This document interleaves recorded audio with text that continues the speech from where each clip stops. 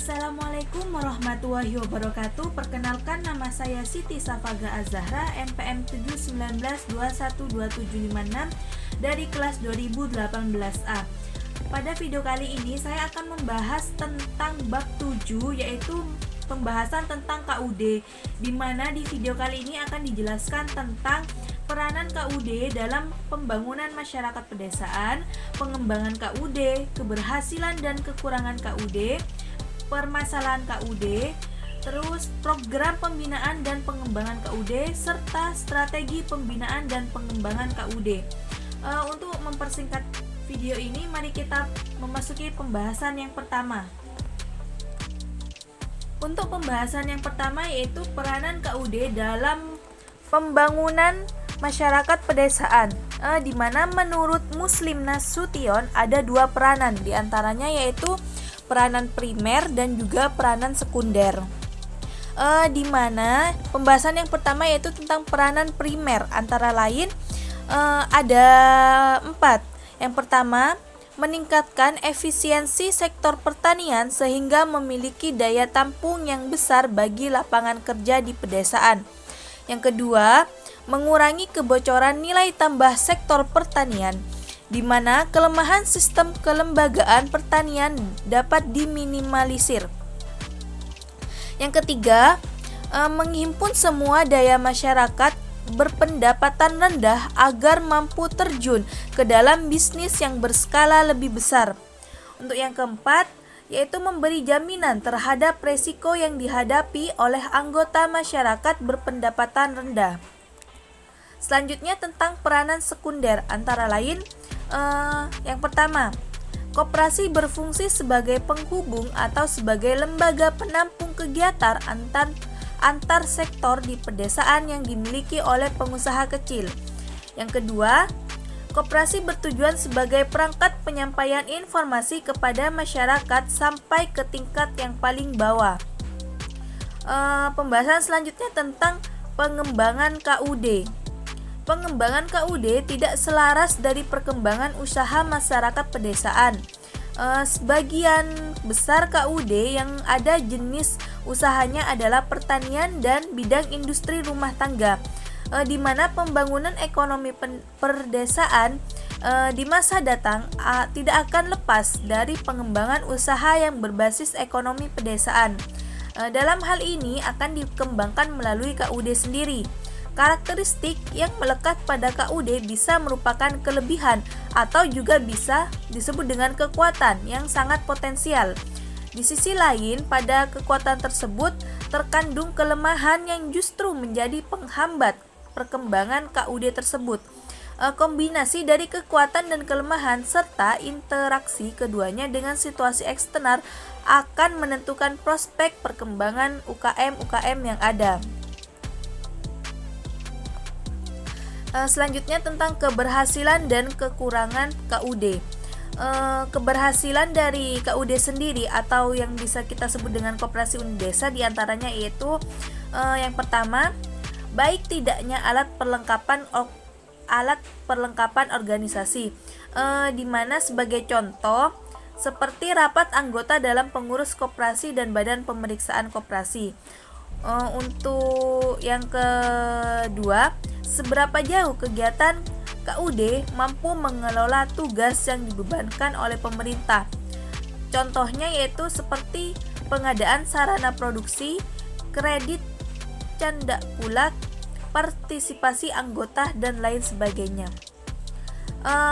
Poin selanjutnya yaitu tentang kekurangan dari KUD, ditentukan oleh A.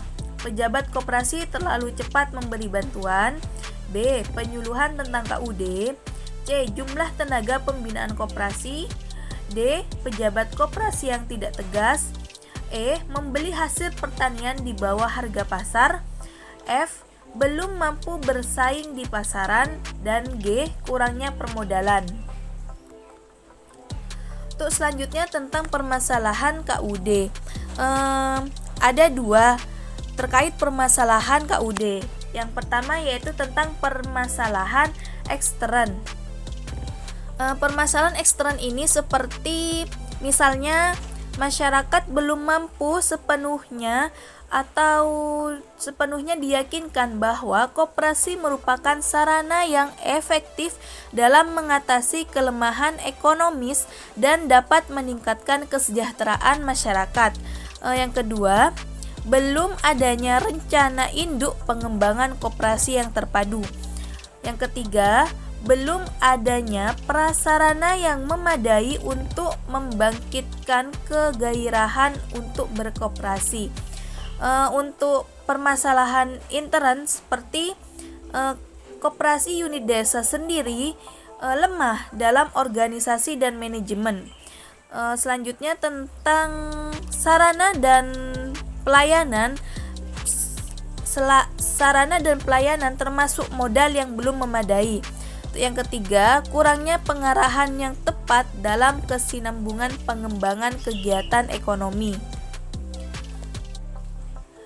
Pembahasan selanjutnya yaitu tentang program pembinaan dan pengembangan KUD, di mana tugas utama BUUD adalah untuk membantu para petani produsen dalam mengatasi masalah proses produksi, di mana di dalamnya itu bisa termasuk dalam kredit dan ketentuan bagi hasil, penyediaan sarana produksi, serta pengolahan dan pemasaran hasil produksi. BUUD juga melakukan pembinaan terhadap pembina KUD untuk tetap mempertahankan kualitas produk yang diproduksinya.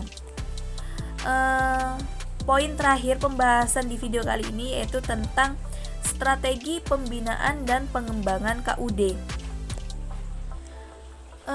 Selanjutnya, di mana tentang strategi pembinaan dan pengembangan KUD itu mencangkup tentang mengingat luasnya permasalahan yang sering dihadapi serta keterbatasan dana yang sering muncul di lokasi sehari-hari, dan juga tentang adanya daya dan waktu yang dilakukan suatu strategi yang tepat dalam usaha pembinaan dan pengembangan KUD, yaitu strategi pemusatan. Strategi pemusatan di dalamnya yaitu termasuk dalam pelayanan koperasi sendiri. Tujuan dari strategi pemusatan pelayanan koperasi tersebut adalah untuk mengakomodasikan segala usaha pemerintah dalam mempercepat perkembangan KUD. Dalam rangka pengembangan KUD tersebut diadakan terkait pengendalian operasional untuk meningkatkan bimbingan dan penilaian teknis guna kelancaran pelaksanaan program dalam mencapai tujuan, untuk menyusun laporan rutin dan periodik dalam rangka memonitoring perkembangan KUD dan untuk membuat evaluasi atas laporan rutin dalam rangka mengatasi penyimpangan dan juga kelemahan dalam pelaksanaan program pengembangan KUD sehingga dapat segera diperbaiki seawal mungkin. Baik, hanya itu penjelasan tentang KUD dalam bab 7 ini. Jika ada salah perkataan atau penjelasan kurang tepat dan sedikit ada kesalahan, mohon dimengerti. Terima kasih telah menyaksikan video ini. Saya ucapkan akhir kata, wassalamualaikum warahmatullahi wabarakatuh.